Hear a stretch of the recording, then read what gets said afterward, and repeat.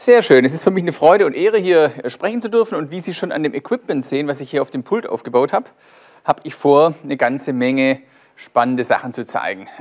Insbesondere natürlich Angriffe, die meine Mitarbeiter tagtäglich machen, denn ich bin Geschäftsführer der SYSS GmbH, einem Unternehmen, das nichts anderes macht als simulierte Hackerattacken gegen IT-Systeme. So we do simulated hacker attacks for IT systems. So I've brought you some things from our daily life at work that I want to show you. Just look at our agenda. I'd like to do 6 topics, and if there's time, then I'll show you some more. My table is full of things I will use for hacker attacks. So I'd like to invite you, ladies and gentlemen, to change perspectives and look at the world from an attacker's point of view. So that's my task at work, to look at the world from this perspective. If you don't know how hacker attacks happen, then you don't know how to prevent them. So we have to know how they work. So I've looked at all the tricks hackers use. So first one is the second one is a Trojan, smartphone hacking attack. So whether it's Android devices or other smartphones, they can all be hacked. So I want to show you how web shops are attacked usually. I have a very simple hack. I'm going to attack a web shop. And number 4, antivirus software. So you have in your mail servers, in your file servers, every hacker can circumvent these. And 5, password cracking. I founded my company in 1998, and even back then, so back then we had weak passwords, and they were very easy to hack, and we haven't improved much. We're still seeing the same attacks happening. Number 6, I have a lot of USB gadgets with me, a few tools that enable you very simply to crack systems, and the tools are very easy to use. So I suggest we start a hacker attack against this alarm system. So you can enable it or disable it with a small remote control. I'll just show you. So it's like a little house, and inside this house you can enable the camera, and we have an open lock down here, so you can deactivate the system. So the lock disables it, and the little house enables it. So can you do this for me? So just the head unit is on the table. Please enable it. So we can hear a beeping sound. There's a countdown on it. That means that in 12 seconds, the alarm system is going to be enabled and the system will be safe. So can you disable the alarm system?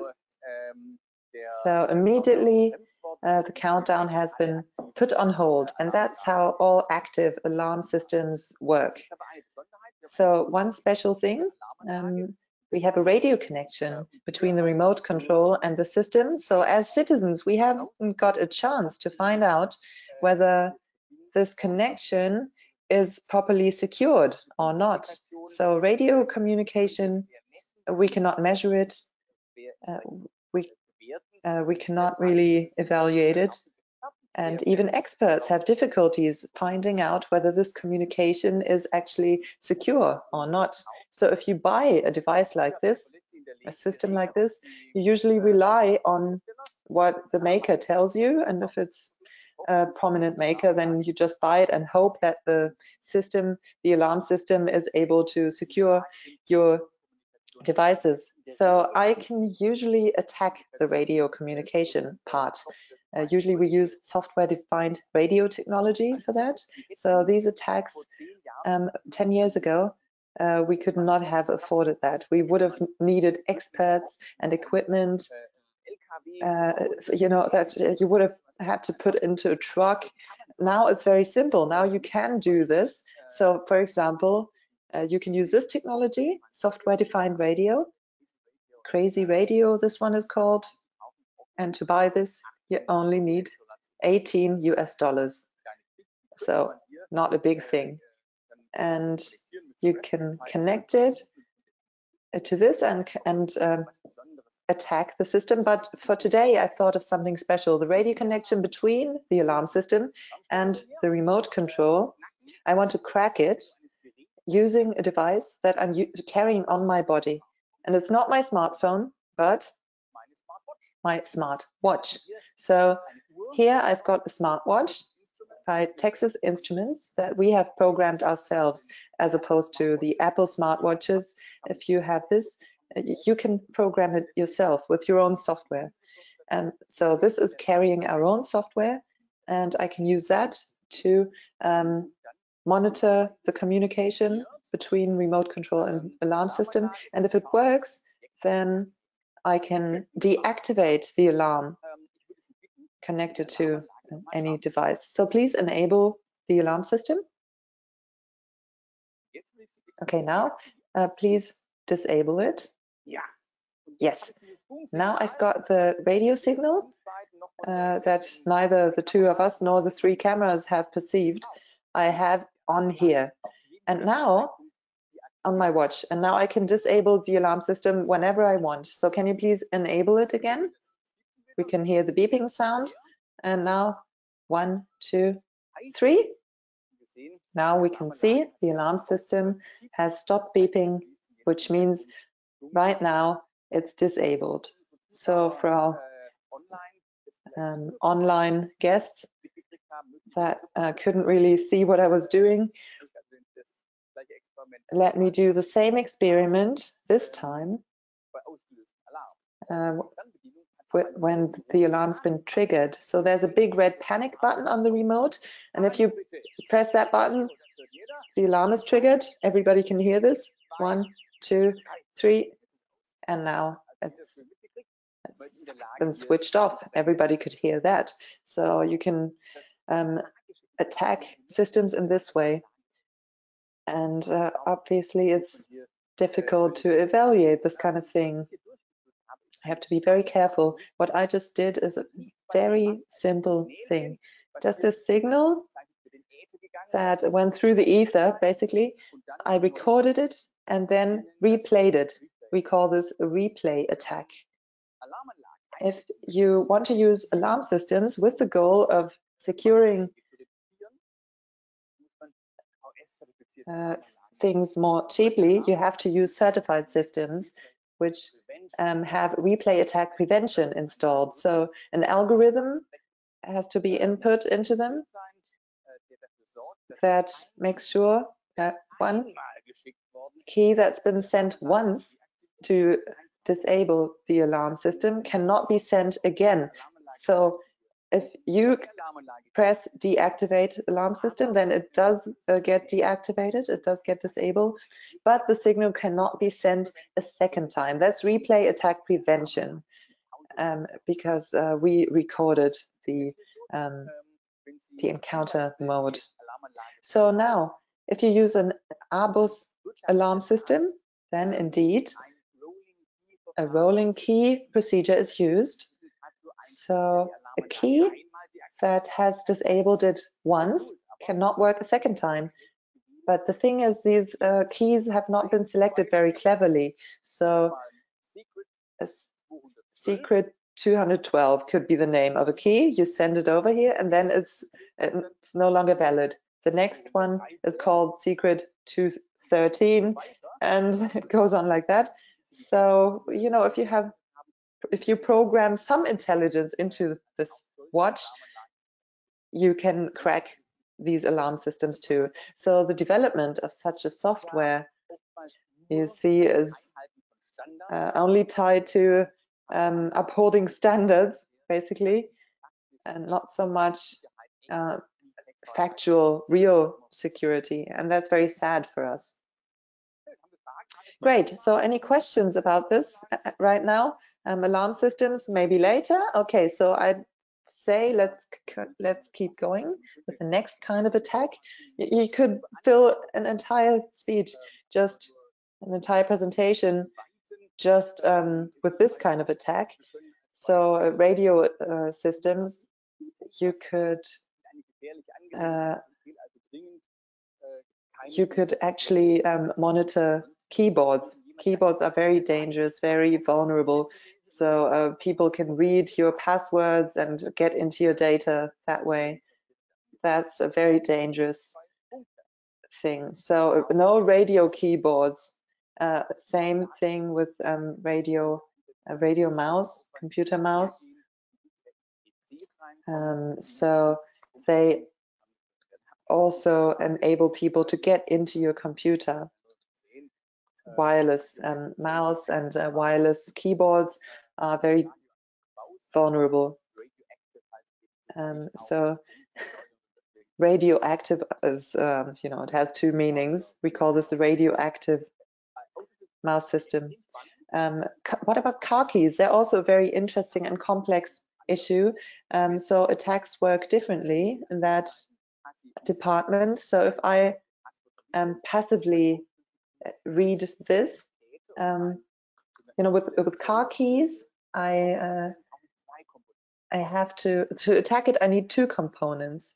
I need one person and then an accomplice.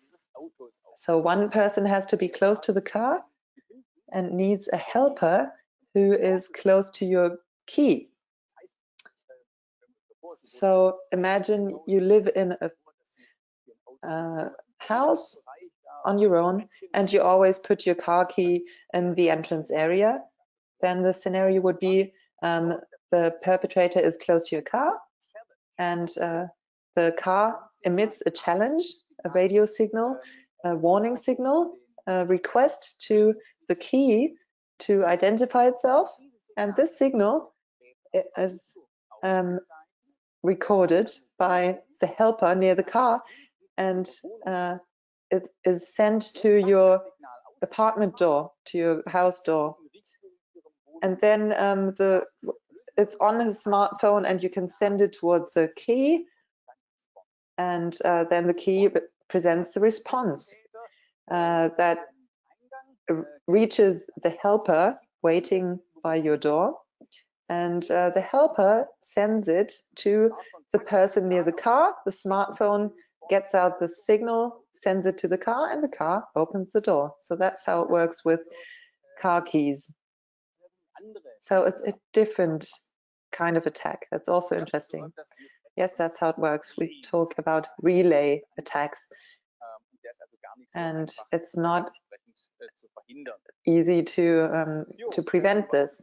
So we've talked about car keys, about wireless keyboards, about alarm systems. There's another thing that's much more dangerous, and that is this device. It's a Logitech Presenter. Everybody who's sometimes on stage has seen this before. So it's a small tool, easy to hold, used to click slides back and forth. So if you ever do presentations, you've seen this kind of thing before. So if my colleague tests a presentation and then they have to crack this keyboard, you know, with IS security. So it's encoded. So communication is encrypted. So I have to get my best people to crack this IS key. Only experienced and hardworking colleagues can do this kind of thing. But as opposed to this, if I use the Logitech Presenter, everybody can do it because there's no encryption. So imagine you have to work for me as a penetration tester. So next Monday, you have to attack the Logitech Presenter. So you come to work and you don't really know how to do it. What protocol do I have to use? Do I get around the encryption?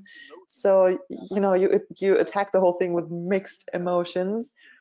And then you get your first cup of coffee. All hackers drink coffee. And after that, you'd use a tool such as software-defined radio and do an analysis of the radio connection. And you would quickly see that there is no encryption. So there's no hurdle, no barrier that you have to crack. So before you've had your first coffee, you know, you've already cracked the thing. So what can a perpetrator do who can see the communication between the presenter and the computer and monitor it? Naively speaking, I find out later how many slides you've clicked, 40 slides in your presentation, and you went back twice. That's boring information. I can't use that. I can't really monetize that. But that's only the first naive thought. If you keep thinking about it, you realize that the Logitech Presenter presents itself to the computer as a regular keyboard. So afterwards, I'm also able, when I've cracked this, to get whatever orders I want to your computer. So it's basically a Trojan. It enables me to do Trojan attacks. So do not use wireless keyboards, wireless mice, wireless tools such as this one, because whoever wants to can get into it. It's a small story. I just listened to a presentation, and the speaker did not have a Logitech Presenter, but he had something similar, a presentation ring. It looked very surprising. It looked clever, yes. And during the presentation, I thought, what is that? And I looked on Amazon, and I found this product. So it looked like a ring on your finger. So you could use it to click slides back and forth. And during the presentation with my iPhone, I did a screenshot and sent it to the boss of my research and development department. And I said, Matthias, can you see whether you can crack this? And he immediately said, yeah, he just ordered it. And then the presentation kept going. It was a nice congress in the evening. And 2 weeks later, my phone rang. I'd totally forgotten about this. And my colleague said, ... and now I cracked it. So equipment we can buy is often very poorly secured, and with the radio connections we have no sense of it. So that's why I would advise in general against using radio connections. Great. If there's no questions about this, about radio connections, let's continue with the next type of attack, a smartphone attack with Trojans and similar viruses. We've had the I love you virus, for example, in the press in 2000, so long ago.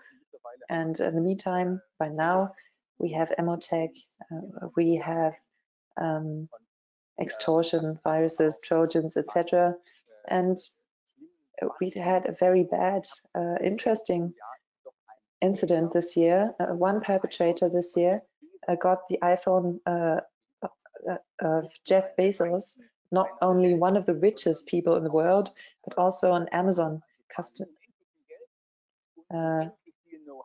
So he has lots of money and lots of IT knowledge, cyber knowledge, internet knowledge. And this person was hacked with a Trojan. So somebody got his iPhone, probably the latest model, and got all the photographs sent via WhatsApp and downloaded all of them. So you can never protect yourself 100%, even if you have billions of dollars and lots of knowledge. There's always a remaining risk. So let me show you an attack like this. So we've generated a Trojan ourselves for iOS and Android, and it's on the smartphone.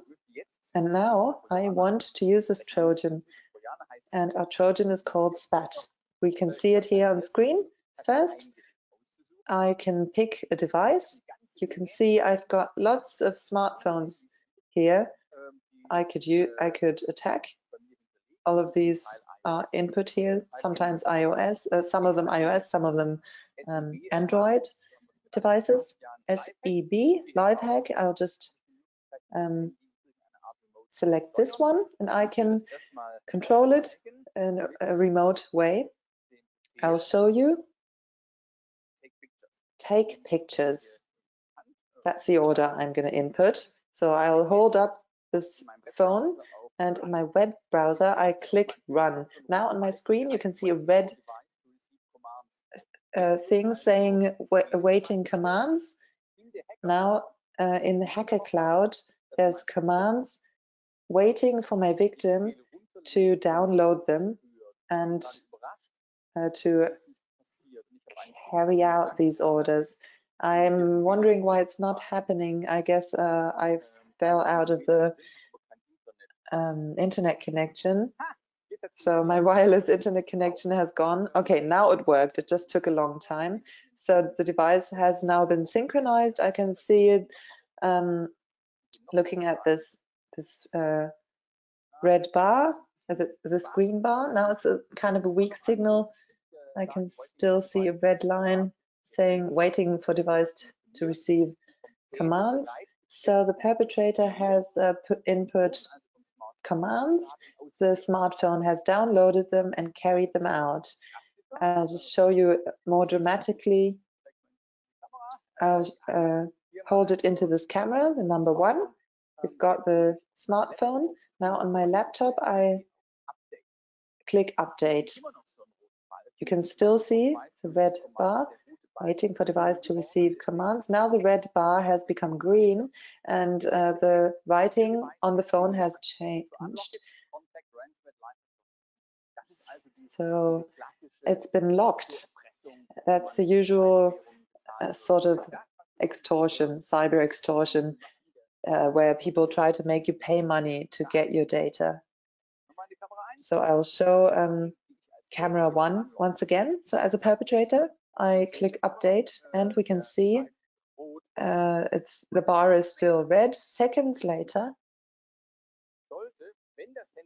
if the device is online, it should turn green and the smartphone should be unlocked. So with MOK, what we have out there in the business world, it can also attack smartphones. Can it also attack your smartphone? Yes, basically yes. Have you ever been a victim of an attack? Basically it could hit me personally. I do not have billions of dollars like Jeff Bezos on his private checking account, and I do not have an army of IT people working for me. So if somebody, if the same person who cracked Bezos' smartphone wants to attack me, it could work unless I'm more careful, because most attacks are based on victims doing something that's not so clever, clicking something you should not click, etc. So if I would have been attacked in exactly the same way as Jeff Bezos, I may have said, okay, there's something weird going on here, and not clicked on something. I don't know. Do you have a virus program? There's no virus program for iOS, because for iOS you don't need one, and a virus program on iOS would not actually be effective. The operating system Apple has made is built in a way that the individual programs act in different separate areas. In Android, it's the same. So there are good reasons for using operating systems, using apps in these individual boxes. I don't need virus softwares, but how does a user behave? Do I click on everything that arrives in my inbox? Or am I a little bit careful about these things? So earlier, when I had lunch, I got mails. Actually, today we got some emails asking one department to transfer money into the UK. So it's our bookkeeping department. So they asked our finance department or different departments to transfer money, but obviously my colleagues are really tuned into these dangers, so they're very cautious about these things. But that's why it's having good IT is one thing, but the human factor is also important. So if you're a little bit docile or curious, or you want to work very fast, then maybe you make a mistake and you're more prone to attacks. So and it can be dangerous if my smartphone doesn't work and is locked. Maybe I'm losing some pictures from my last holiday, but if it's really bad, then all my data are taken out of it. And even though those smartphones are small, they grant access to all my email database. We always see this in our penetration tests. If we've hacked an email account, then we search for passwords, and most of the time the email database contains emails that you've received passwords or something, and that enables perpetrators and hackers to get into your devices. Okay, so I took some pictures before, and I'm curious whether they've arrived.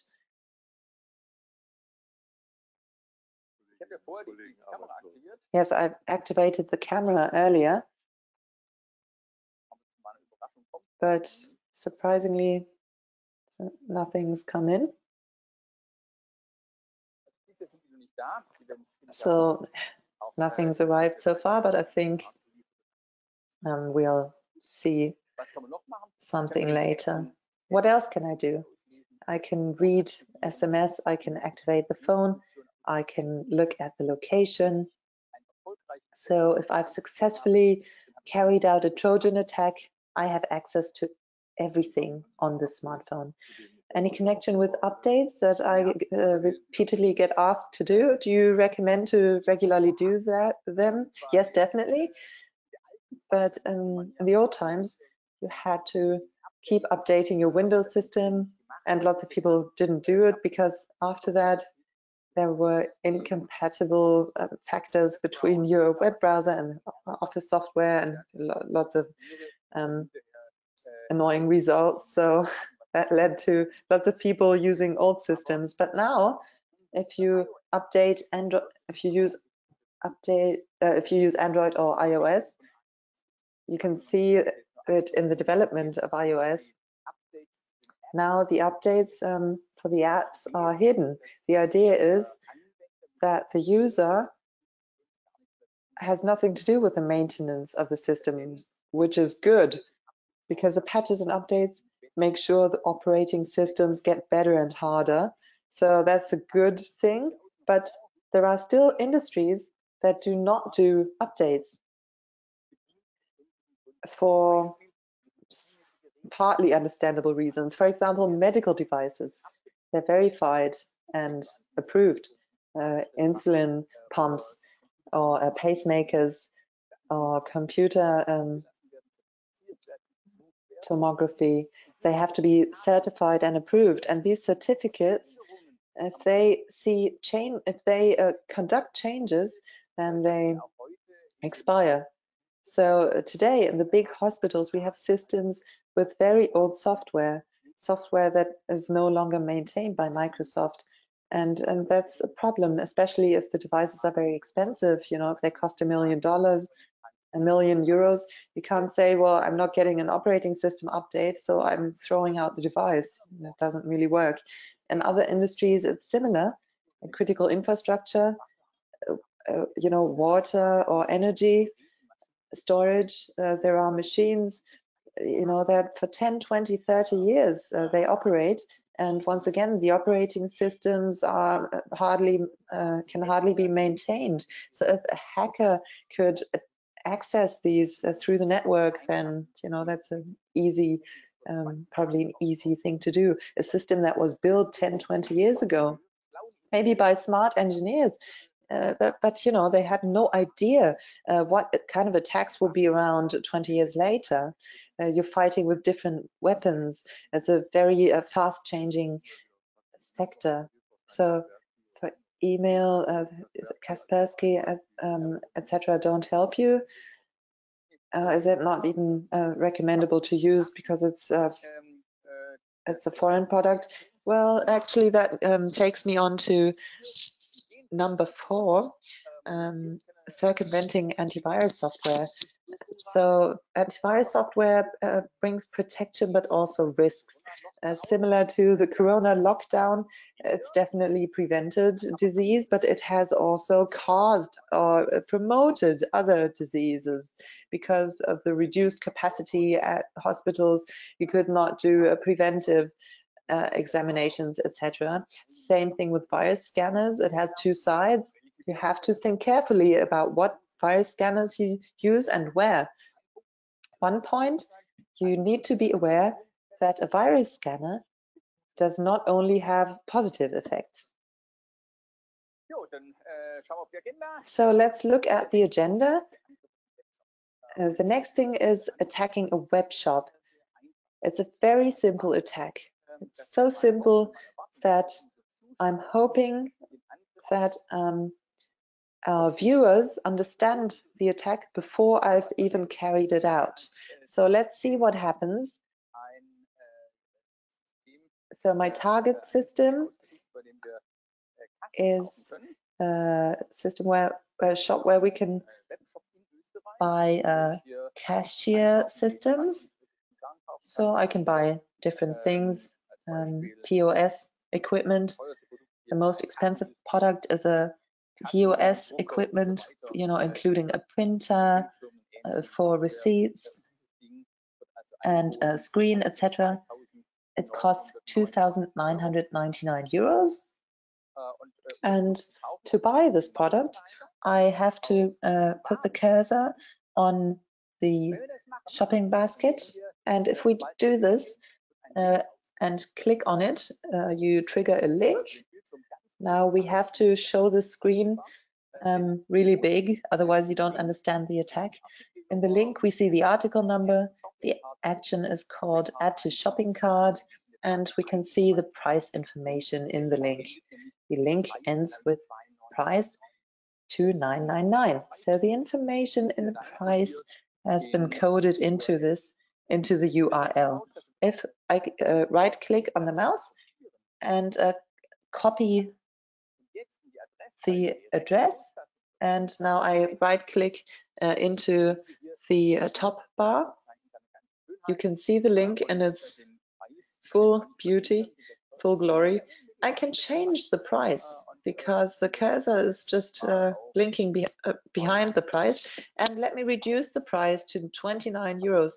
And now I click enter, and I have used a weak point in the web shop. You can see 1, 2, 3. Now nothing's changed except top right. You can see the shopping cart symbol, and if I click on it, the shop is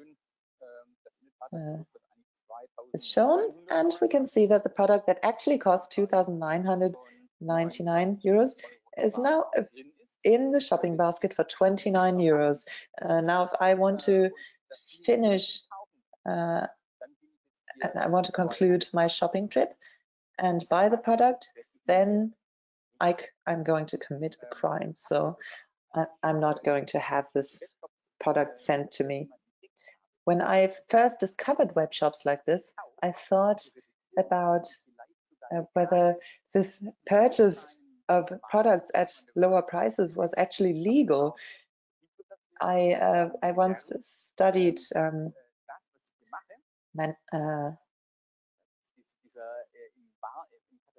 I once studied at a university, and legally speaking, this price is not an offer, but it's a request to give an offer. So I called a lawyer, and I asked them to basically legalize this for me, but they said no, that's illegal. So the idea to buy products for a few euros and sell them on eBay is illegal. The application we're seeing here can easily be manipulated. So you will rarely find this kind of thing on the internet these days. What you frequently find that other parameters change. The operator of the web shop or the application does not think you can manipulate them. An example, if you work with a mobile app, the programmer does not think that inside the app you can set parameters that you can't set. The programmers think that the app is running on your mobile phone and you can click on it, but really it could be that I've reverse engineered this app and I run it on a mobile phone simulator. We can run apps and we can change them while they're running. Another possibility to conduct an attack.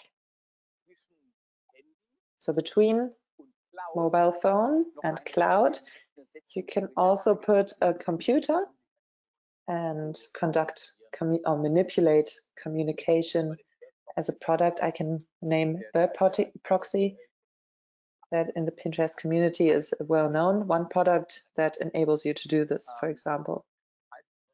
So that means if you program web shops or clients like mobile apps, then the hackers could use them.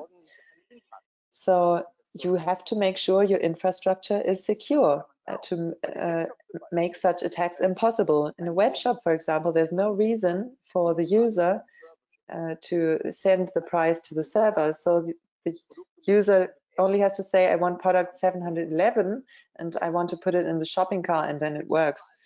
So that was an attack attacking a web shop, and there are different aspects to this. Another example I'd like to give you, one possibility is that I can't change the price because the web shop operators protect the price now. But it could be that I'm manipulating the shopping basket, and then I can put products into other people's shopping carts, or I manipulate invoice numbers. I can download other people's invoices. Interesting thing. So for my colleagues, it's very attractive to attack web applications because there are so many opportunities to conduct such attacks. So we have 3 questions. First, how do you protect yourself from fake shops? Yes, that's a question that they always ask on TV. Oh, we are on TV, that's right. Obviously, this question was going to be asked. It's difficult. I don't really know, really. But if a shop has a certain age, then it's probably not a fake shop, because sooner or later, web shops are taken out of production. So one possibility for consumers would be to try and use only old and established, tried and tested web shops. So if I'm giving advice to one consumer here, that's clever, but it would not be very nice as a general advice, because young web shops would be punished and suffer from that. So, for the overall economy, that would not be a good solution. I can only say, trust your gut feeling. Google the name of the web shop, especially young web shops usually advertise. I can look at the contact information. I can use my gut feeling, basically rely on gut feeling. Have I read or heard anything about this web shop? Google the name of the web shop. If there's been no attention and it hasn't been mentioned anywhere, maybe I shouldn't be the first person to use it. If I get a chance, I can buy things asking for an invoice, and then I only have to pay once I receive the product. Another question: So antivirus softwares, free antivirus software, is it useful? Yes, free software can be good. I do like buying a product with protective effects and paying for it, you know, because there's software developers working on it and it's only fair. So I think I should support software developers. You have firewalls and virus scanners. You've named both of them, and both are products where you seriously have to ask yourself whether you actually need them. Firewalls, for example, come with Windows, and the virus scanner is already installed in Windows. So if I use Windows, I don't need a firewall or a virus scanner. So my opinion is that a big problem is complexity, security problem. So if you don't understand at home what communicates with each other, access points and PoE switches, Amazon Fire Sticks, etc., when the user is overwhelmed and no longer understands his own IT system, it's a greater risk than the use of such additional products. And we talked about emails before on the phone. You know, our curiosity to look at everything. I think that's another important factor that, you know, that people imitate major businesses. It always looks similar. So, you know, if it's made very plausible. I got an Kassel letter from Amazon, and, you know, I've been an Amazon customer for a long time, and suddenly I get asked to pay bills that I haven't really run up, you know, but I'm a very active Amazon customer, and suddenly they're asking me to pay money, and I looked into it right away, but I realized, no, I've paid all my invoices, everything was actually taken off my account. It worked. So I called Amazon, and first they confirmed, no, there's no invoices that have not yet been paid. Then I looked at the order number, and the order number is actually not associated with my Amazon account. So somebody in my name with my address has created a new Amazon account and ordered lots of things. So the first interesting thing is, I bet some people would just pay for it. If you regularly order things, maybe with your whole family, and, you know, they suddenly ask you to pay €9 before you look into it, maybe you just pay for it. And the other thing that bugged me was that Amazon could not switch it off. You know, because there were several of these incidents where somebody had used my name. How can I protect data in the cloud if once my smartphone's been hacked? That's too late, isn't it? Right? True. Think about the cloud. You have a Dropbox app on your smartphone and data in the cloud. So if I have taken control of a smartphone, I have all the credentials on the smartphone, and I can act like I'm you, you know, taking on your appearance, your identity, and I can delete or change data, etc. So it's too late. We're here at the Crime Prevention Congress because we want to prevent such things from happening. It's very, very difficult to do something once it's happened. So prevention is much more economic, yes, as always, much more economically smart than trying to fix things once they've happened.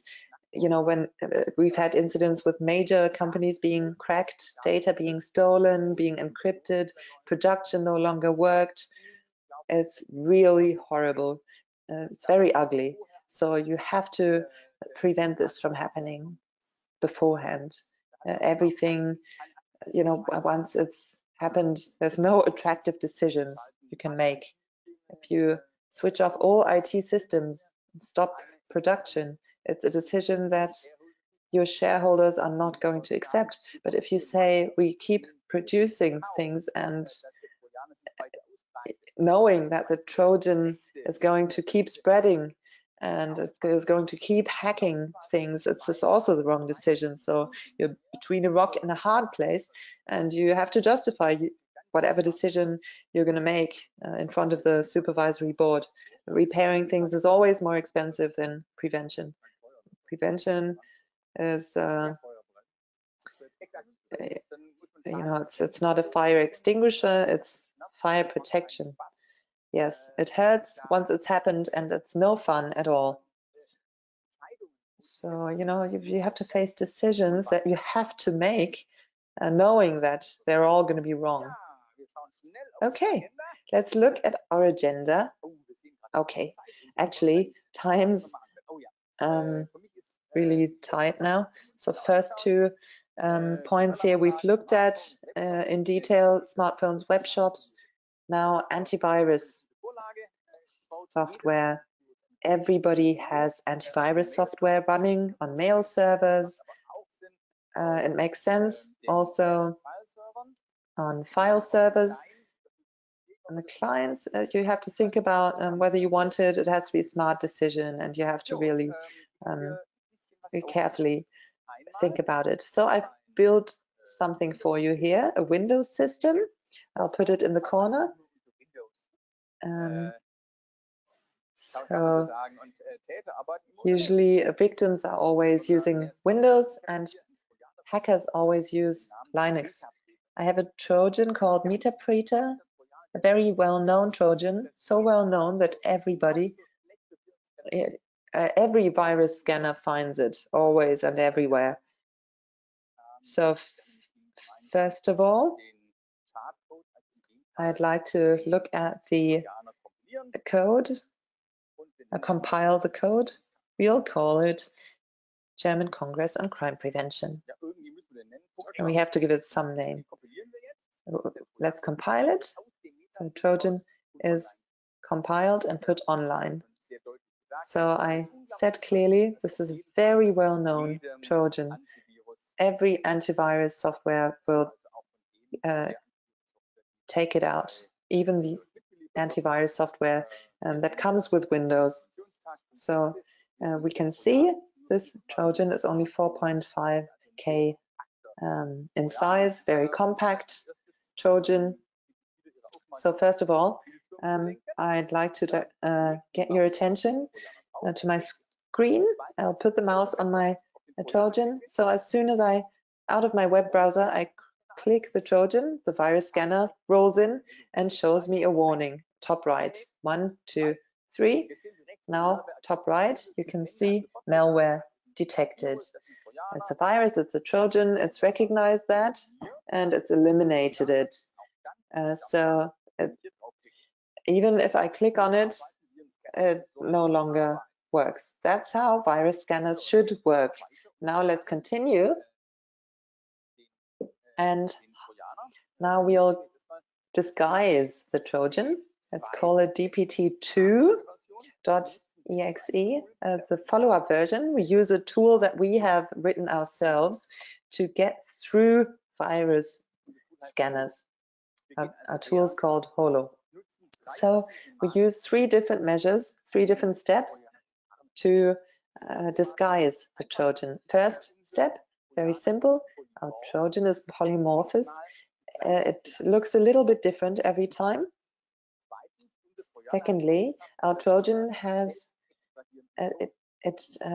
contains a self-extracting code, a zip code that has executive codes again, and it can never be detected by a static code analysis. Number 3, we'll use very mean technology that Volkswagen has put into its diesel engines. DPT-2.exe notices that it's being analyzed, and it's very good girl, and only after it's been concluded, it starts being a real proper Trojan. So let's refresh this window. You can see DPT2.exe has become even smaller, 3K. So we learn that malware does not have to be big. It can be very small. Even very bad connections can download it easily. Let's download the Trojan. I'll just show you. I'll make it a bit bigger and click on file 1, 2, 3. Now you see the virus scanner has analyzed the file, but it's leaving it on my computer. It hasn't noticed the Trojan in it because we've used the 3 steps I described earlier. So DPT2.exe has landed on my computer and it can be executed there. So what I've shown you here, what I've proven here, is that we are able to get through every type of malware or disguise every kind of malware in a way that it can pass any virus scanner's test. It can get through it. That's spectacular. That means that to us, we cannot rely on virus scanners. They're a good thing.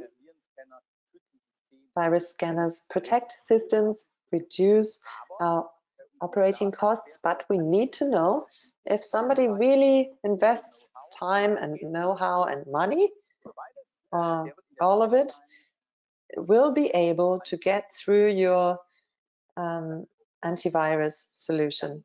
Definitely. Even, you know, if I talk to top managers in the IT industry and they say, yes, we have a virus scanner, so we're fine. I always think, oh my God, people can get through it. Okay, now our victim, the Windows system on my perpetrator system, has contacted it.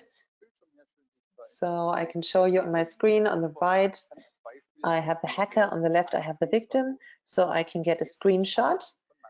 Now from my victim I get a screenshot and I know what's on the screen. I can also tap into the webcam with the command webcam snap. I can see who's sitting on my computer, only if my victim has a webcam. Now we have to show you, you know, what our viewers can also see. So I have to do something a bit more drastic, and I'll input the command shutdown and press enter, and the Windows system is shut down. Now it's gone. So if somebody really wants to, then they can definitely get their malware through your virus scanner, through your antivirus software. So what does that mean? We cannot rely on our antivirus software, but we should not resign. We need a mixed approach to protecting our systems. First of all, we have to be careful, and we have to raise awareness among our colleagues and among our employees. And thirdly, we need alternative supplementary technology. So our software should always be up to date, and so that the virus, even if it gets into my computer, it cannot be executed. So maybe I get my Microsoft Office up to date and more robust. I need good backups. Having backups, it's not enough to believe you have good backups. So in some incidents this year, we've realized that backups haven't worked. So if you use Windows, you have this file system, letters C, D, E, F. We have one client who put C, D, E, F in the back, so it was backed up. And at some point, he put in new hard drives and he didn't add them to the backup. And that's where all his data went. So he had updates every day, but the wrong content. So backups are a good thing, but it also means you have to test the backup, whether it's backing up the right data. And I have to make sure that my PC does not simply delete my backups, because it used to be that backup was a database server backup. So the file server deleted and would never delete files. But today, backup systems have to protect themselves against the only major customers. So we have 7 minutes left, but I think that'll be fine. I have a feeling we can get through this. So passwords, the old issue of passwords. I think this issue is going to be with me until I retire. So I want to show you in a drastic way, bad passwords are very easy to crack. So from the dark net, I downloaded some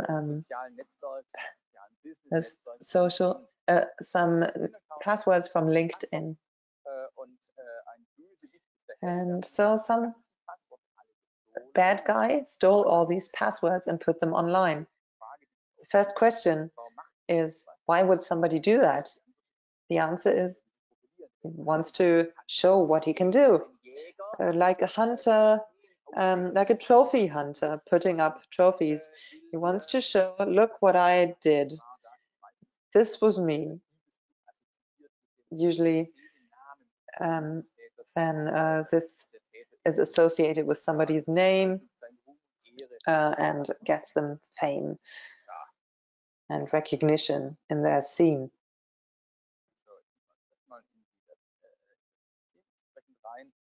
So first we have to go into the system. We see lots of data. I can see a Word file here. All of these are the passwords, 231 megabytes. So millions of accounts have been hacked and I want to crack them. So I press enter and I start cracking them. So first of all, it looks like nothing's happening on screen because the 231 megabyte password hashes have been put into the main storage system. And these hashes are very easy to crack. If I manually want to crack passwords, for one thing, after 3 or 4 input attempts, then the password is locked. Maybe for forever, maybe for 2 or 4 or 8 minutes. So, you know, it's no fun to try and crack passwords that way. But password hashes, I can do things differently, you know, it's easier. I can try several millions of passwords. So, you know, like a huge book has 300,000 words, and in less than a tenth of a second, I've cracked them. So even the most unusual word from the dictionary is not safe. So think about that. I'm able to try all sorts of words with 8 letters. So no matter how much imagination you have, if the password only has 8 letters, I can crack it. So let's look at my screen. Here we can see how the cracked passwords are just running through. So tried them all and they're just like running through at great speed. Now we could go on holidays for 2 weeks and come back to my laptop and they would just keep running. Let's just stop this now and see what passwords have been cracked so far. MBRGLL is the last password. It's very short. It has only 6 characters. MBRGL, or is this a 1? No, 2L and 1, the digit. So passwords that are cracked because they're very short. Others are cracked because they're very simple. If you use your name or your name and 1, 2, 3 or your name backward or something, those are very easy to crack. So what do we learn from this? What's the message? Passwords should be complex, as long and complex, with different types of characters. Then I don't stand a chance with my algorithms, even using faster computers than this one. We have rainbow tables, and graphic cards are very fast. So it's a chance, like my nicest holiday was.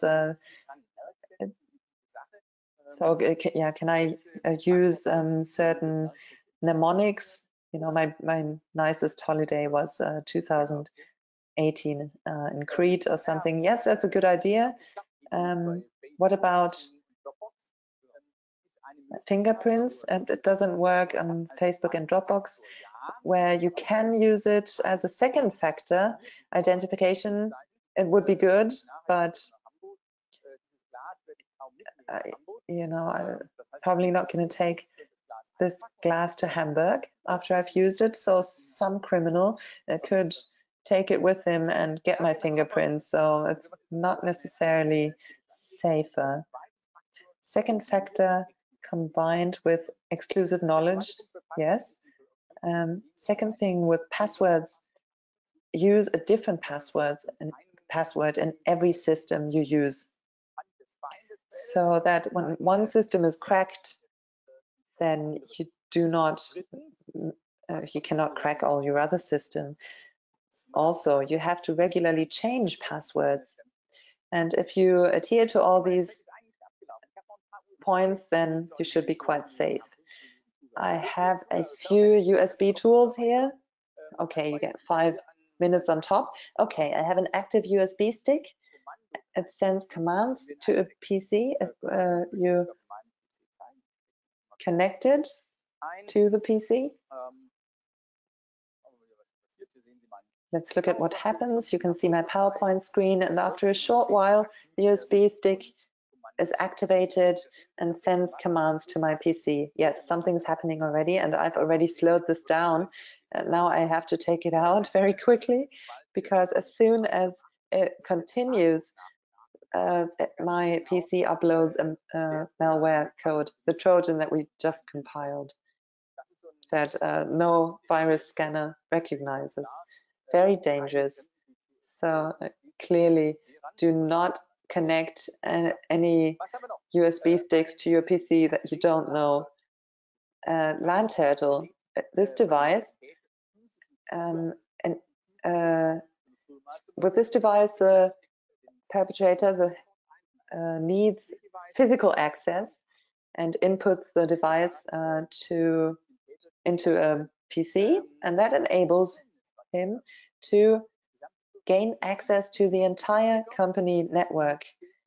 There's a Linux PC inside the stick that through tunnel mechanisms can get a connection to the internet, to a command and control server, and from the server, the perpetrator can, through the LAN turtle, get into your network.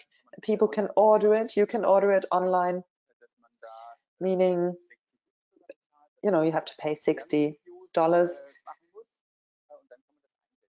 and you can use it with tutorials, and the tutorials are very simple. 90 seconds.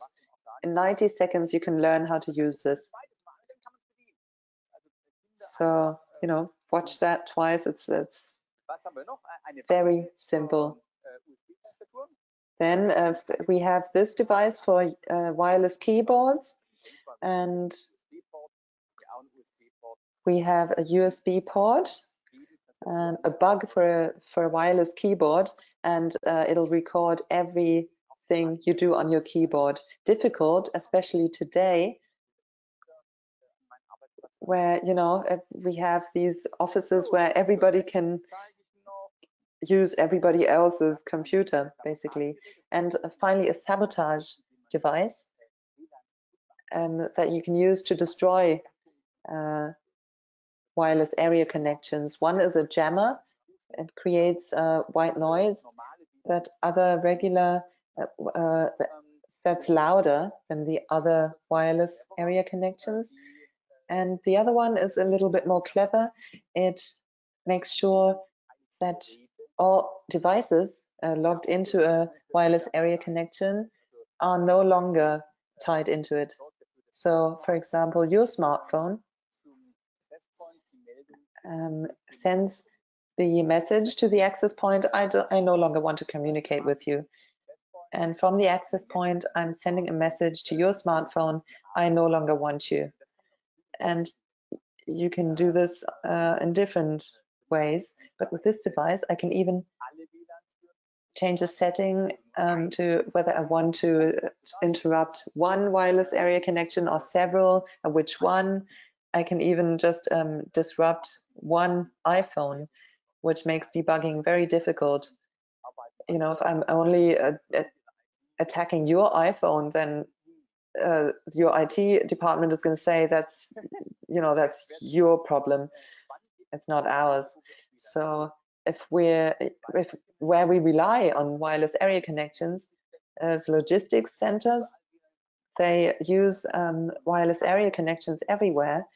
So if you activate this, you know, that has a huge battery, and you send it to someone by DHL, you know, that's an absolute disaster for the logistics center. And then also medical devices use wireless area connections to connect patients. In all hospitals, you have wireless area connection points, and such a device could cause serious trouble there. Great, okay. So one semi-humorous device, it's a mobbing USB stick. It's a kind of like an April Fool's joke. You put it into your computer or into someone's computer, someone you want to bug, you want to annoy, and at regular intervals, it presses the caps lock button, for example, so the user just gets annoyed. So this too, you can buy as a joke article, mobbing article. Great, I'm really proud that I made good use of my time and I got through my agenda. Just 3 minutes over time, I was able to show you everything that I'd prepared. So if you have any questions, I'd be happy to answer them. Okay, we have to keep time. We're very happy that you gave us so much information. We talked about this in advance, that we'll hear from you again. Every year we'll hear something new from you.